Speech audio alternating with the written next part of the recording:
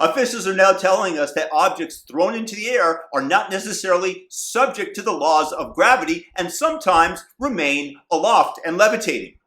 Check this out.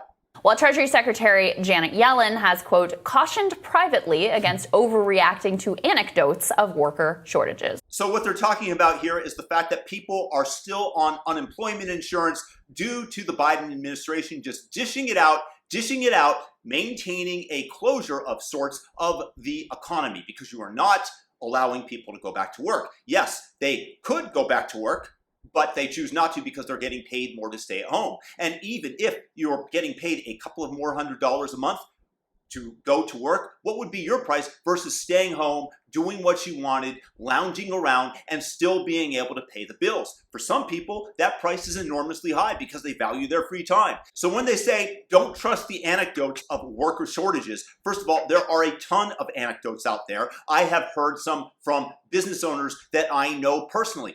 Again, this is gravity. If you compete in terms of salary and dole out money to people for doing nothing, and then you ask them, hey, come work for a little less or even the same, good luck getting them to do so because they value one more greatly than the other. And it's the same thing as saying that objects in the air aren't going to fall. There are economic laws that are followed. When you increase supply, the price drops. When you increase demand, the price rises. Now you have an increased demand for the labor because the government is competing with the private industry and paying them to do nothing. Destroying the U.S. economy when everybody could very well go back to work, but they want to get people used to the government dole. This is socialism taking over. And yet they have the temerity to tell us not to trust that gravity is going to work. Of course it's going to work. It's utterly ridiculous what they're trying to preach to us. And this is just gaslighting us into believing, oh, and some people just say, oh, well, yeah, I guess I shouldn't trust that, despite the fact that McDonald's has signs outside its restaurants, be patient, nobody wants to work. Yeah, they're forced to raise wages, which of course in turn forces prices to go up to accommodate them to cover the costs. When you get to print money, you don't have to really worry about it. Future generations are going to take care of it, or the US dollar is going to implode as the US reserve currency, which has China absolutely licking its lips.